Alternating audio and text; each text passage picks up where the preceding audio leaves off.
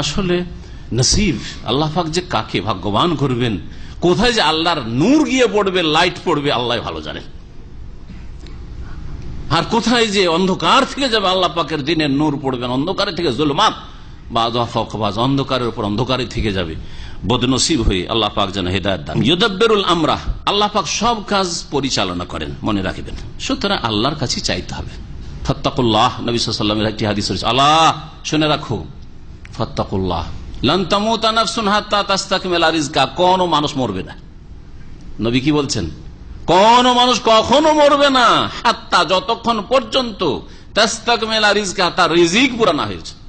একটা দানাও যদি আমার পেটে যাওয়া থাকে, ওই দানাটা না খাওয়া পর্যন্ত মত আসবে না, কেউ মারতে পারবে না।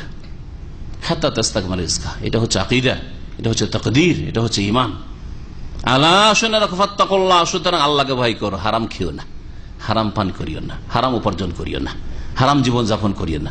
ও আজমেলু ফিত তালাব, আর সুন্দরভাবে আল্লাহর কাছে চাও, সুন্দর তরিকায় আল্লাহর কাছে চাও। আল্লাহ দেন কিনা দেখে নাও, অবশ্যই দেবেন, কিন্তু সুন্দরভাবে চাইতে হবে। ইউদাব্বিরুল আমর, নিয়ন্ত্রণকারী আল্লাহ রাব্বুল আলামিন। কিন্তু শয়তান, ইবলিস, মানুষ শয়তান, জিন শয়তান ধোঁকা দিয়েছে যে তোকে পীর মুর্শিদে দিল, বাবা দিল, আটসি দিল, মাইজ ভান্ডারি দিল, খাজা বাবা দিল, জিলানি বাবা দিল, এসব জিন শয়তান মানুষ শয়তানে ধোঁকা দিয়ে দিয়েছে। তার কাছেই চাও। মা মিন শাফিন ইল্লা মিন বাদি ইজনি, কোন সুপারিশকারী নেই একমাত্র আল্লাহর অনুমতি ছাড়া, তার অনুমতি ছাড়া কোন সুপারিশকারী নেই। তাহলে সুপারিশের জন্য আল্লাহ পাকের অনুমতি লাগবে সুপারিশকারীর জন্য, যে তুমি সুপারিশ করো, এই অনুমতি একটা শর্ত। দ্বিতীয় শর্ত, কার জন্য সুপারিশ হবে তার উপর আল্লাহ পাকের রেজামন্দি লাগবে। ওয়ালা ইয়াশফাউনা ইল্লা লিমান ইরতাদা, তার জন্য একমাত্র সুপারিশ করতে পারবে যার জন্য আল্লাহ রাজি হবেন, যে ঠিক আছে চাও। তো যার তার জন্য এসে দরখাস্ত করে দিবে আখেরাতে, আর নিয়ে যাবো একে আমি জান্নাতে, এর উপায় নেই, এর অবকাশ কোরআন হাদিসের নেই। এই দুটো শর্ত মনে রাখবেন। ইজনুল্লাহ লিল শাফে, সুপারিশকারীর জন্য আল্লাহর ইজেন অনুমতি লাগবে। ওয়া রিজাল্লাহ লিল মাশফু, আর সুপারিশ যার জন্য করা হবে তার জন্য আল্লাহর সন্তুষ্টি লাগবে, না হলে সুপারিশ হবে না। আল্লাহ পাক যেন বুঝার তৌফিক দান করেন এবং আমাদেরকে এই শিরকি আর বিদাতি সুপারিশের ভ্রান্ত ধারণা থেকে বেঁচে থাকার তৌফিক দান করেন। আর এই বিদাতি আর শিরকি সুপারিশের আস্থা করে আমলহীন, কর্মহীনতার জীবন থেকে আল্লাহ পাক আমাদেরকে উদ্ধার করেন। ঈমান সুন্দর করুন, আমল সুন্দর করুন, আর আল্লাহ পাকের কাছে কল্যাণের আশা রাখুন, নবী করিম সাল্লাল্লাহু আলাইহি ওয়াসাল্লামের শাফাআতের আশা রাখুন।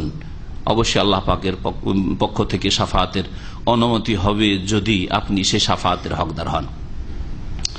যালিকুমুল্লাহ রাব্বুকুম, ইনিই তো আল্লাহ, যালিকুমুল্লাহ, এই তো আল্লাহ, রব্বুকুম, যিনি তোমাদের প্রতিপালক, ফাবুদু, সুতরাং তারই ইবাদত করো। তাওহীদে রুবুবিয়ত বলে তাওহীদে উলুহিয়তের দিকে আহ্বান করা হচ্ছে।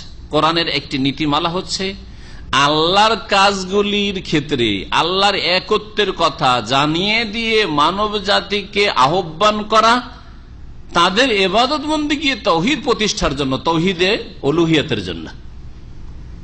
অন্য ভাষা দিয়ে বলি খুব সহজে বুঝতে পারবেন কথা, কারণ তাওহীদের কথা সূক্ষ্ম কথা। তো যখন আল্লাহ সব কাজগুলি করেন তোমাদের, তাহলে ইবাদত আবার কার করবে?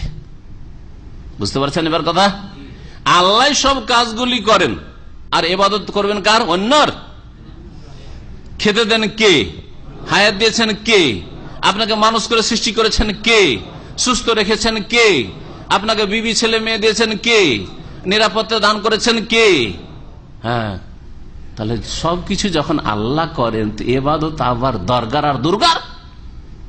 নালায়েক মানুষ এতটুকু বুঝে আসে না। তাওহীদে রুবুবিয়তকে তাওহীদে উলুহিয়তের দলিল হিসাবে, প্রমাণ হিসাবে আল্লাহ পাক কোরআনে কারীমের বহু আয়াতে পেশ করেছেন, যেখানে রুবুবিয়ত পেশ করার উদ্দেশ্য হচ্ছে কাজ যখন আল্লাহ করেন, হ্যাঁ, যিনি দেন, নুন যার খাও তার গুণ গাও, নিমক হারামি করিও না। মুশরিক নিমক হারাম খায় আল্লাহ, সব নিয়ামত ভোগ করে আল্লাহ, আর গুণ গায় দরগার নাই দুর্গার, লাত উজ্জা মানাতের। ফাবুদু, ইনি তো তোমাদের রব, সুতরাং তারই ইবাদত করো।